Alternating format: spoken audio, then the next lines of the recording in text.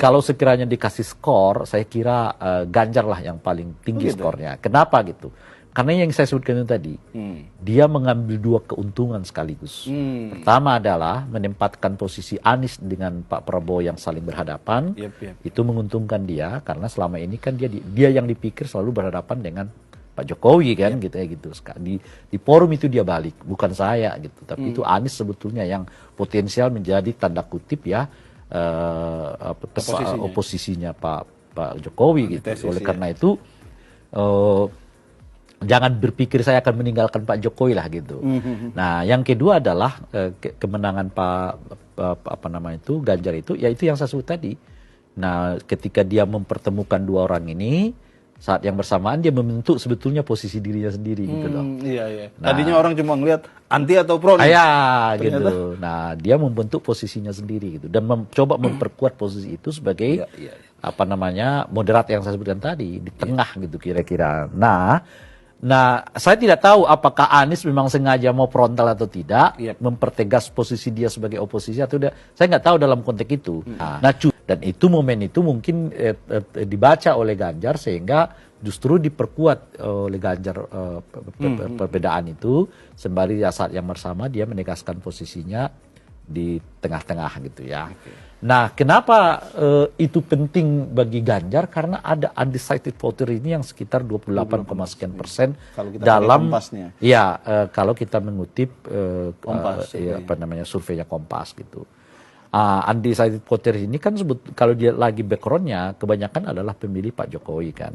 Tetapi menunda untuk menggunakan hak pilihnya karena belum srek dengan orang yang dianggap akan meneruskan Pak Jokowi ini, dalam hal ini Pak Prabowo dengan Gibran gitu. Nah, citra Ganjar yang dianggap berbeda dengan Pak Jokowi itu nggak mungkin akan dapat ke undecided voter ini. Maka disitulah dia mempertegas kembali bahwa dirinya ini adalah orang yang siap melaksanakan apa yang menjadi kebijakan Pak Jokowi. Tetapi ada pembaharuan-pembaharuan, ada perbaikan-perbaikan di aspek yang kita sebut ini tadi kan, hak asasi manusia gitu. Sehingga dengan begitu pesannya kepada undecided voter ini kena gitu loh. Undecided voter ini kan khawatirannya itu mungkin mereka belum setuju, belum yakin, belum merasa percaya benar bahwa Pak Prabowo ini akan melanjutkan kepemimpinannya Pak Jokowi gitu. Bukan karena niatnya ya.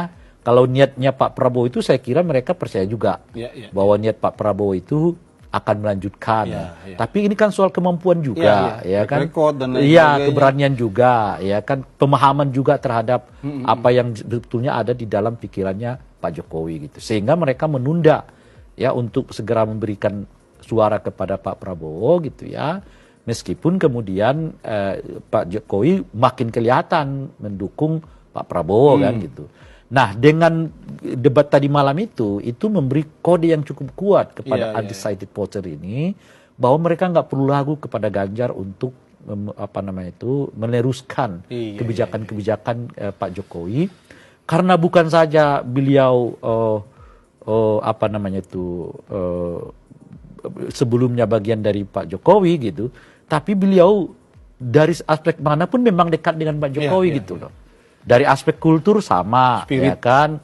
Dari aspek pemikiran udah jelas mereka udah sama-sama dari Pak Jokowi di Solo dan sebagainya. Jadi apa yang sebetulnya terpikir oleh Pak Jokowi itu dengan sangat mungkin menurut saya jangan-jangan lebih bagus lagi, lebih dikuasai sendiri oleh Ganjar dibandingkan misalnya tokoh-tokoh yang lain yang bersama dengan Pak Jokowi gitu ya.